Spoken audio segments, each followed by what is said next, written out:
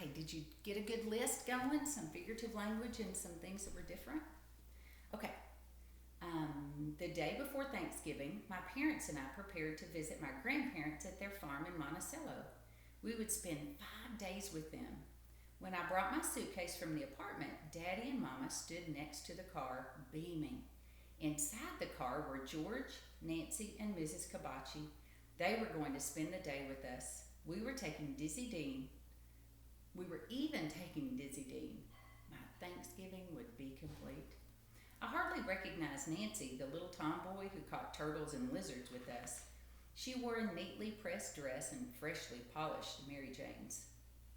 In her hair, she wore a hand painted comb, just as her mother did. George and his family, like many of the inmates, were not fond of Southern cooking. Seated at my grandparents' table, they bypassed the greens and other vegetables, which were overcooked for them. They politely tasted the turkey, but filled up mostly on Grandma's biscuits. That's what I would like to. How can you not like grits and black-eyed peas, I asked. You don't know what you're missing. Mama hushed me, afraid I would embarrass them in front of my family. She needn't have worried. George surprised us all by accepting my grandfather's dare to eat the rare delicacy that he offered them. George laughed harder than anyone when Grandpa told him that the delicacy was venison. Venison, y'all know that's deer meat. Lord have mercy, Harold, my grandmother scolded. Jeff's parents are going to think we're some kind of country yokels. No, May, he laughed. We just come from good old pioneer stock.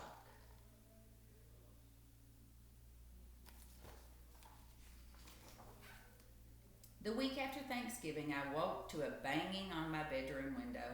I knew it was George. He had long ago quit using the front door. Sleepily, I raised the window. I was no match for George's energy. He was wide awake and beaming. He wiggled through the window and into my room. Good news, he shouted. Well, I can see that, I said. What is it? My father's coming. He'll be here in time for Christmas. He picked up Dizzy Dean and danced around the room singing. He collapsed in laughter. Then, for the first time, I sensed how sad he had been all this time and how hard he had worked to cover it up. Are you nervous? I asked. A little. I haven't seen him in nearly a year. What is he like? He's the best dad ever. All my friends back in California like him. So did his students. We just don't understand how the government could have thought he was dangerous. It doesn't seem fair that someone who is so well respected would be taken away as a prisoner of war. Oh, my mother and I have talked about that many times. What are they afraid he might do? Attack someone with a book? I looked at him seriously for a few seconds, and then we both started to laugh. Soon we were chattering like always, making plans for the holidays and his father's return.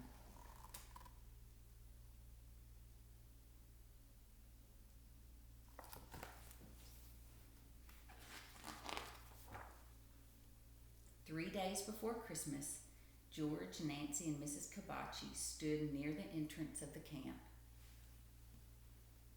They were waiting for George's father to arrive on the train.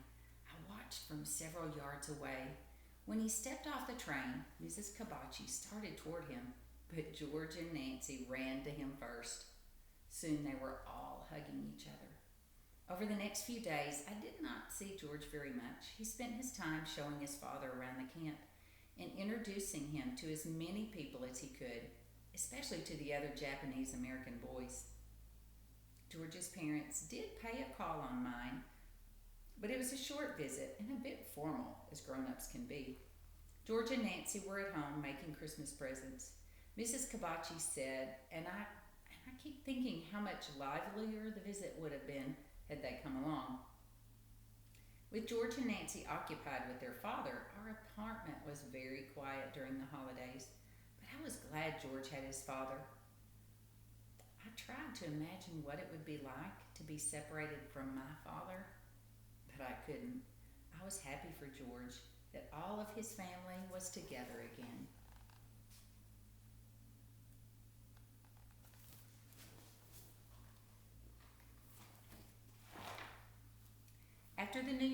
George's father began to teach Japanese language classes in the camp. My parents let me take the class. I thought it would be full of administrators and teachers from the camp, but many Japanese Americans, my parents' age as well as my age, were in the class as well. When class was over, I asked George about this. "We are 3 generations," he said. "The elders, the Issei, are the first generation to immigrate to the U.S. from Japan. Japanese is their first language, and most of them know little English. Both of my parents are Nisei, the first to be born American citizens. Most of them grew up speaking both languages, but dropped the Japanese outside of their home. And I am Sansei, the next generation yet. I probably would not know any Japanese if my father wasn't a language teacher."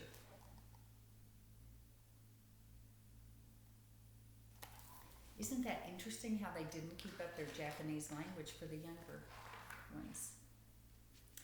Arkansas in the winter ranges from shirt sleeve weather to freezing temperatures. The spell we had been having lately was no fun at all. Cold and damp and overcast. It felt good to snuggle under the covers, and I was never in a hurry to get out of bed. So I thought I was dreaming when I heard the banging at my window one Saturday morning in February. "Jeff, get out of bed," George shouted. I groaned and crawled further under the pile of blankets. "There's a magic fairyland in Rower," Nancy called from behind him. "You must come outside now, immediately." "This is no fairyland," George argued with her. "We're in the land of the snow forts. We've been transported to the German front." "Snow?" I sat up immediately. We get snow rarely in South Arkansas, maybe every 3 or 4 winters. George and Nancy, on the other hand, had never seen snow before. They had grown up in Southern California, after all. They ran off, shouting to the other kids and bending down to roll snowballs. Dizzy Dean walked gingerly on the snow, sinking through it in confusion and leaving tracks on the glossy surface. By the time I was bundled up to Mama's satisfaction, every block in camp had formed a troop. Each brigade built its own snow fort and formed a snowball manufacturing unit. George made an effort to get us organized. "We're the Brits," he yelled from the other block. "You guys be the Germans." "No, you can be the Germans." An argument ensued, and I was never quite sure who threw the first snowball, but after that, chaos erupted, and it was everyone for himself. We fought the entire day and never ran out of snow or energy. Wouldn't that be fun? 3 weeks later, all evidence of the snow was gone. The temperatures were in the 50s and the sun and wind shot through the bare trees. School was out for a few days, and I wandered around looking for George. We had planned to start baseball practice during the school break. I saw him emerge from the camp office. I assumed he had been on a delivery, but then his parents and his sister stepped out from behind him. Then my father stepped out. He spoke to Mr. Kabachi and shook his hand. George spoke quietly to his parents for a minute, and they nodded and stepped back. As he approached me, he had a strange look on his face. I couldn't tell if he was happy or sad. "My father's found a teaching job," he said. "We're going to be allowed to move to Colorado. He's going to be at the U.S. Navy Japanese Language School." Mr. Kabachi had been recruited by the U.S. government to teach the naval officers in training to speak and understand Japanese. George and his family would be leaving in April.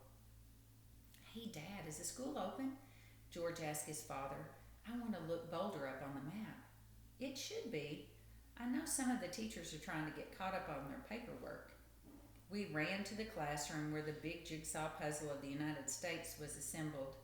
George found Colorado right away. "There it is, see," he said. "It's out of the exclusion zone."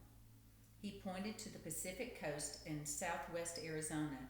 "None of us can go back there, but Boulder, Colorado is in the clear." Exclusion zone. I think we talked about that word.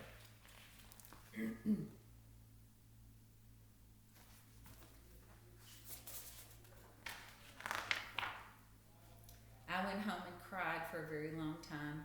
It was wonderful news for the Kabachi family.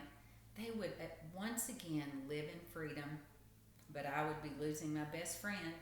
Dizzy Dean nuzzled me, and I reached down and scratched his ears.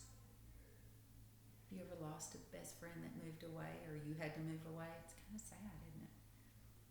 Then it struck me, what would we do about Dizzy Dean? He belonged to all of us. I jumped up and ran to the Kabachi's barracks. George answered the door. Are you allowed to have dogs in Colorado? I asked. He laughed. If I manage to keep one in a prison camp, I can probably manage one on the outside. But Mr. Kabachi spoke up. George, there is no way the government is going to allow a dog on the train with security so high. We could hide him, George said. A dog that big and energetic, his father said. Sorry, son. You're going to have to leave him in Jeff's hands. I love that dog. But even so, I wanted George to take him. The Kabachis would be starting over with nothing from their original home, only the few things they'd been allowed to bring to Rower. He could use something friendly and familiar in a strange, faraway place. Weeks later, my parents and I stood at the same train stop where I had watched George greet his father at Christmas time. Now they would travel up the opposite track, away from the scene of so many adventures. Well, at least you managed to avoid another Arkansas summer, my father joked to Mr. Kabachi, although you will have your fill of snow next winter. Well, if we do, we can come back here to visit, Mr. Kabachi said. Right, George grinned, just in time for spring training. He stuffed his baseball glove inside his knapsack, shook my hand, and boarded the train. Pretty sad, isn't it? And happy at the same time, though. It's been more than 60 years since that year George and I spent together as boys. The move to Boulder wasn't all that easy for his family. I could not believe that a woman as smart and organized as Mrs. Kabachi could not find a job. She had many interviews that she thought went well, but no one ever called to offer her work. There were other slights as well, but George didn't seem to want to say much about them. When we were in our teens, he came to resent the way the government had treated the Japanese Americans during the war, as well as the prejudice they faced for a long time after. Because they had lost everything in the relocation process, the Kabachis had little savings. While my parents could send me to the university in Fayetteville, George had to work for a couple of years after high school to save for college, and even then held 2 jobs while he went to school. He was so busy during those years that we lost touch. The farm near Monticello that used to be my grandparents' is mine now. It's not unusual for Japanese Americans to come by our house since we still live near Rower and folks around here know that I lived in the camp. I usually stop what I'm doing and spend some time talking to the visitors. I figure they didn't ask to be locked up, and the least I can do is help them connect to their past. One day, as I was on my tractor, I looked up to see my wife greeting a Japanese family on the front porch of our home. I went to greet them. As I got off my tractor, my dog trailed behind me. He kind of reminds me of a dog I used to have, the grandfather said as he stepped toward me. He went by the name of Dizzy Dean.